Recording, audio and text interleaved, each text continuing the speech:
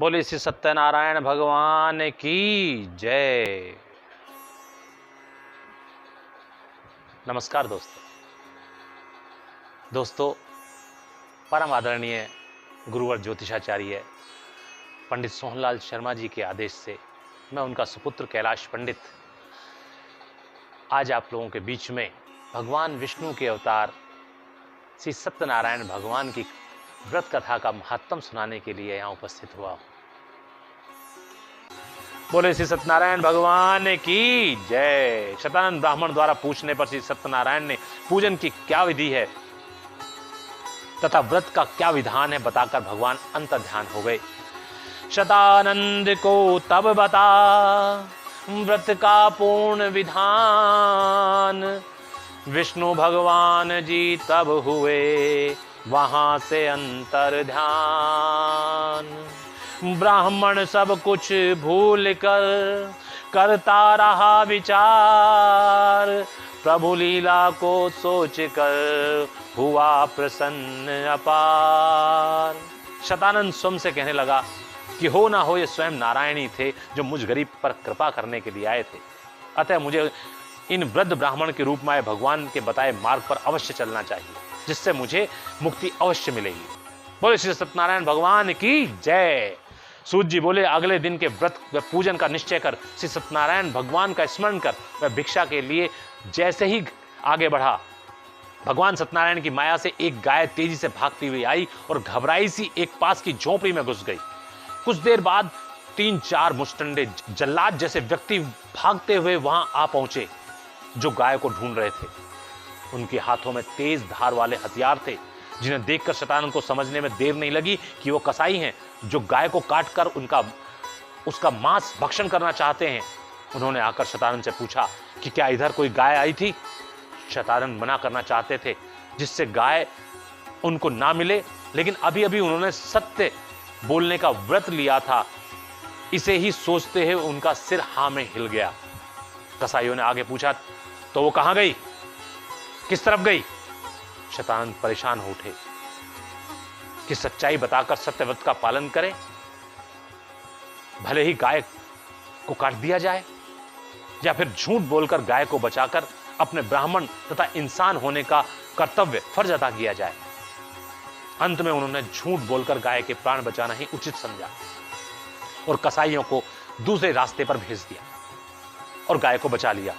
लेकिन अपने झूठ के लिए शतानंद पश्चाताप कर ही रहे थे कि एक साहूकार ने, जो ये सब देख रहा था, एक पपीते का फल शतानंद को देते हुए कहा कि ये मंदिर में चढ़ाने के लिए जा रहा था, लेकिन आपकी इंसानियत तथा जीवों के प्रति प्यार को देखकर मैं फल आपको दान करना चाहता हूं, कृपया इसे स्वीकार कीजिए। शतानंद ने जिस इच्छा से वह साहूकार फल दान करना चाहता था उसकी इच्छा पूर्ति का आशीर्वाद दिया और वह फल स्वीकार कर लिया। ये एक ब्राह्मण का धर्म है, यदि कोई उसको कोई दान में चीज देता है, इच्छा पूर्ति के आशीर्वाद को देकर वह दान ग्रहण करे। तो शतानंद ने भी स्वीकार कर लिया, लेकिन इस झूठ बोलने के प्रकरण से शतानंद का मन अंदर से बड़ा विचलित हो गया। उसके मन में अंतर्द्वंद मचा हुआ था कि यह क्या हुआ कि आज ही वृद्ध ब्राह्मण के बताने पर अपने भाग्य को उदय करने के लिए सत्य व्रत का पालन करूंगा, ऐसा व्रत लिया था और आज ही झूठ बोलकर मैंने भगवान सत्यनारायण का अपमान किया है। और यही कारण है कि आज पूरे दिन भिक्षा में एक फल के अतिरिक्त कुछ भी प्राप्त नहीं हुआ है। एक पपीते के फल से मैं भला कल भगवान श्री सत्यदेव का पूजन कैसे करूंगा। इन विचारों के कारण उसे रात्रि में नींद नहीं आई।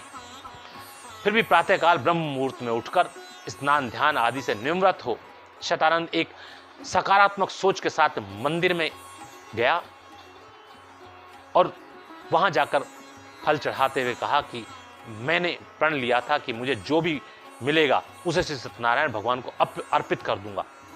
वह अगर मुझे भिक्षा में मात्र एक फल मिला है तो ये भी भगवान की इच्छा है। मैं श्रद्धा और भक्ति भाव से इसे ही सत्यदेव को अर्पित कर देता हूं। शतानंद ने मंदिर में जाकर भगवान श्री सत्यनारायण का विधि पूर्वक पूजन किया और बड़ी श्रद्धा से पपीते का फल भगवान को अर्पित कर दिया। उसके असीम भक्ति व श्रद्धा पूर्वक विधिवत पूजन को देखकर मंदिर के पुजारी आश्चर्यचकित रह गए। और उन्होंने कहा, इतना शुद्ध उच्चारण और शास्त्रों का ज्ञाता उन्होंने आज तक नहीं देखा है। ऐसा आश्चर्य करके मंदिर के पुजारी ने उनसे कहा। ऐसा सुनने पर शतानंद को असीम आनंद की प्राप्ति हो रही थी। उसे लग रहा था कि निश्चय ही अब उसके दुख दर्द दूर हो जाएंगे, लेकिन उसकी प्रसन्नता उस समय उड़ गई जब मंदिर के पंडित ने यह कहकर फल शतानंद को वापस लौटा दिया कि यह तो कटा हुआ फल है और खंडित फल भगवान को अर्पित नहीं किया जाता, चढ़ाया नहीं जाता, यह भगवान को स्वीकार नहीं है।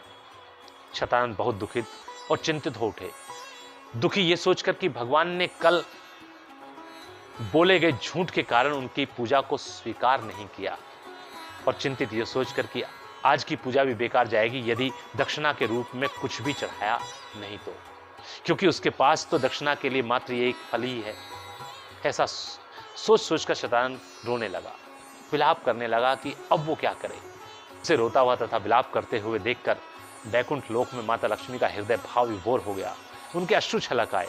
तब माता लक्ष्मी ने मीठे शब्दों में लक्ष्मी नारायण से प्रार्थना की, हे नाथ, अब आप और कितनी परीक्षा लेंगे इस बेचारे निर्धन ब्राह्मण की। इसका विलाप अब और सहन नहीं होता, अब आप प्रसन्न हो जाइए, कृपया प्रसन्न हो जाइए। नारायण पूछने लगे, क्यों देवी, क्या हुआ? हम तो प्रसन्न ही हैं, हम तो प्रसन्न हैं उसकी भक्ति से। लक्ष्मी जी ने दुखी स्वर में कहा, हे नाथ, क्यों आप मुझे भी छलना चाहते हैं? पहले जाकर उस निर्धन ब्राह्मण को सत्यदेव का व्रत व पूजन करने का मार्ग बताकर आते हैं, फिर अगले ही पल माया से गाय को भेजकर उसे धर्म संकट में डालकर उससे झूठ बुलवा लेते हैं, उसे अपने सत्यव्रत से डिगा देते हैं। बेचारे ने भिक्षा में मिलने वाले धन से सत्यदेव का व्रत व पूजन करने का संकल्प लिया, तो आपने उसे भिक्षा में सिवाय एक फल के कुछ भी नहीं दिलाया है? और उसने विश्वास कर आपके द्वारा वृद्ध ब्राह्मण के रूप में बताए गए मार्ग पर आगे चलते हुए जब श्रद्धा और भक्ति भाव से पूजन कर दक्षिणा में वही फल चढ़ाया, तो आपने उसे भी अस्वीकार कर दिया। आप ही बताइए भगवान, आखिर उसके भाव, उसकी भक्ति और श्रद्धा में कहां कमी रह गई जो आपने उसे स्वीकार नहीं किया? क्यों आप उसे और सता रहे हैं भगवान? क्यों आप अप्रसन्न हैं? क्या उसके झूठ के कारण? नारायण ने कहा, नहीं देवी, आप भ्रम में हैं। हम बिल्कुल भी शतानंद से अप्रसन्न नहीं हैं, बल्कि हमने जो परीक्षा के लिए माया से गाय भेजी थी, उस परीक्षा में तो शतानंद पास हुआ है, क्योंकि ऐसा बोला गया असत्य जिससे किसी का जीवन बचाया जा सके, फिर चाहे वो कोई छोटा सा जीव जंतु ही क्यों ना हो, ऐसा झूठ सत्य से भी बड़ा हो जाता है। कलयुग में जीवों पर दया, उनका संरक्षण सतयुग के सहस्त्र यज्ञों के फल से भी अधिक होता है। प्रभु, यदि ऐसा है तो आपने उसके इस कर्म का फल क्यों नहीं दिया? लक्ष्मी जी ने पूछा। नारायण ने हंसते हुए कहा, कहां दिया तो था, अरे इतना बड़ा पपीते का फल दोनों हाथों से उठाना भी कठिन हो रहा था शतानंद से। लक्ष्मी जी निराश होते हुए कहती हैं, इतना बड़ा, लेकिन था तो फल ही। एक तरफ कहते हैं कि जीव का जीवन बचाना बहुत बड़ा धर्म है, और उसका परिणाम मिला एक फल पपीता। हमको आपकी माया समझ में नहीं आती प्रभु, स्वयं ही फल देते हैं और वही फल स्वीकार भी नहीं करते हैं। नारायण मुस्कुराते हुए बोले, कैसे स्वीकार कर लें देवी? उस फल के अंदर साहूकार द्वारा दिए गए गुप्त दान का धन जो है, यदि हम वह स्वीकार कर लेंगे तो वो धन शतानंद को प्राप्त कैसे होगा? लक्ष्मी जी आश्चर्यचकित होकर बोली, हे प्रभु, आपकी लीला अपरंपार है। आपने अपने भक्त को उस सत्य का जिसे वो बोला गया झूठ समझ रहा है, उसकी भक्ति भाव व श्रद्धा पूर्वक किए गए उस व्रत व पूजन का इतना बड़ा फल दिया है। आप धन्य है प्रभु, आप धन्य है। और एक वो मूर्ख है कि उस फल को वापस पाकर भी रो रहा है, विलाप कर रहा है। ऐसा क्यों प्रभु?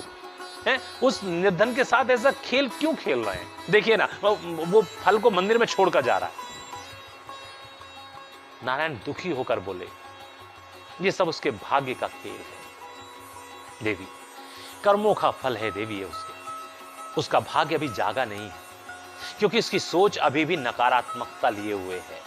मनुष्य को कलयुग में सफल होने के लिए पूर्णतः सकारात्मक सोच का होना बहुत जरूरी है। उसकी सोच पूर्णतः सकारात्मक हो, ऐसा होना बहुत जरूरी है। लक्ष्मी जी ने ध्यान दिलाते हुए कहा, हे नाथ, उसे रोकिए, उसे रोकिए। कुछ ऐसा कीजिए जिससे वो फल उसे ही प्राप्त हो। नारायण कहने लगे, ठीक है देवी। सूत जी कहते हैं कि भगवान की माया से मंदिर के पुजारी ने फल ले जाकर शतानंद को देते हुए कहा कि भक्त, जिस भक्ति व भाव से तुमने भगवान की पूजा की है वही भगवान के लिए बहुत है। अब यह खंडित फल चढ़ाकर उस पूजा को व्यर्थ ना करो। शतानंद के पूछने पर कि इस फल का क्या करूंगा, तो पंडित ने कहा कि काट कर फलाहार ही कर लेना, पेट भर जाएगा। बुझे हुए मन से फल को लेकर शतानंद वहां से तो चल दिया, लेकिन फल उसे भा नहीं रहा था। यह सब उसके सोए हुए भाग्य का परिणाम था। वो शायद उठना ही नहीं चाहता था। इसी कारण मंदिर की सीढ़ियों पर बैठी एक भिखारिन को उसने वो फल भिक्षा में दे दिया और प्रसन्न होकर आगे चल दिया। बोले श्री सत्यनारायण भगवान की जय। लक्ष्मी जी ने शतानंद को देखकर कहा, ये क्या प्रभु, उस मूर्ख ने तो फिर अपने भाग्य को लात मार दी। नारायण ने निराश होते हुए कहा, देवी, कलयुग में मनुष्य कई बार इस तरह की परिस्थितियों में फंसता है जब उसके दिल और दिमाग में टकराव की स्थिति उत्पन्न हो जाती है, और ऐसी स्थिति में जब उसे कोई बुजुर्ग वृद्ध व्यक्ति समझाए तो उसे समझ जाना चाहिए। जब पंडित ने शतानंद को समझा दिया था तो उसे उसकी बात मानकर बड़ों को सम्मान देना चाहिए था।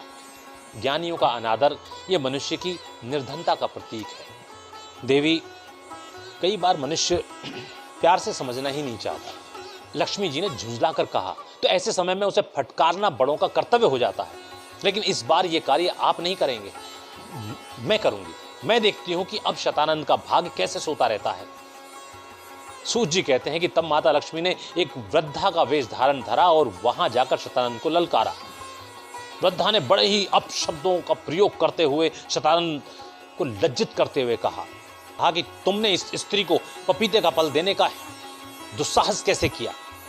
क्या तुम जानते नहीं कि ये स्त्री गर्भवती है, और एक गर्भवती स्त्री को पपीते का फल खाने को दिया जाए तो उसका गर्भ गिरने की आशंका होती है। क्या तुम इसी संतान को मारना चाहते हो? शतानंद ने क्षमा याचना करते हुए कहा कि उन्हें इस बात का पता नहीं था। माता लक्ष्मी ने उसे फल देकर उसे समझाते हुए कहा, यदि देना ही है तो इस स्त्री को धन की आवश्यकता है, इसे धन दे दो। शतानंद ने दुखी होते हुए कहा कि माँ, मेरे पास धन नहीं है, यही फल मुझे प्रसाद के रूप में मिला था, अतः यही मैं इसे दे रहा था। वृद्धा बोली, यदि तुम्हें प्रसाद मिला है और ये कटा हुआ है तो इसे खोलकर तो देखो कि इसमें है क्या।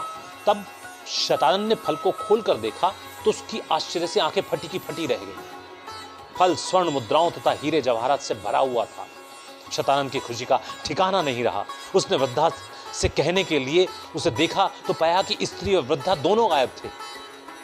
शतानंद को समझते देर नहीं लगी कि यह सब सत्यनारायण भगवान की कृपा से हुआ है। बोलो श्री सत्यनारायण भगवान की जय। भक्तों, देखा आपने सत्यदेव का प्रताप। निश्चय ही सत्यदेव तो केवल भाव के भूखे हैं। भक्ति भाव से फल का स्मरण करके, फल की इच्छा मन में रखकर यदि आप सत्यदेव का पूजन में व्रत करने का मात्र प्रण भी करेंगे तो ही आपकी मनोकामनाएं पूर्ण हो जाएंगी। मनोकामना पूर्ति के बाद भी आप सत्यदेव भगवान का व्रत व पूजन कर सकते हैं, परंतु ये ध्यान रहे कि आपके द्वारा किए गए प्रण में सत्य अर्थात सच्चाई होनी चाहिए, और कामना पूर्ति के बाद अपने वचन, अपने प्रण संकल्प को निभाना आवश्यक है। भक्तों, भाव बिना भगवान को पाना असंभव है। कैसे? आइए जानते हैं इस वजन से। भाव के भूखे हैं भगवान, भाव न हो सच्चा तो हिय में तो सब व्यर्थ विधान। भाव के भूखे हैं भगवान, भाव नहीं तो मनुज देह है, यह जीवन मृत समान। भाव के भूखे हैं भगवान, भाव शून्य आदर सब छूछा, छूछा है सम्मान। भाव के भूखे हैं भगवान, शुद्ध हृदय का शुद्ध भाव ही जग में परम प्रधान। भाव के भूखे हैं भगवान, भाव रहे तो ईश्वर दिखे, भाव बिना पाषाण। भाव के भूखे हैं भगवान, भाव के भूखे हैं भगवान। बोले श्री सत्यनारायण भगवान की जय। बोले गुरुवर ज्योतिषाचार्य जी महाराज की जय। नारायण बोलिए, नारायण। आनंद के साथ नारायण नारायण बोलिए, नारायण नारायण। आप भी मुनि नारद की तरह 3 बार नारायण बोलिए। बोलिए, मेरे साथ बोलिए, नारायण नारायण नारायण, श्रीमन्नारायण नारायण नारायण, भजमन नारायण नारायण नारायण, श्रीमन्नारायण नारायण नारायण, भजमन नारायण नारायण नारायण, श्रीमन्नारायण नारायण नारायण। बोले श्री सत्यनारायण भगवान की जय।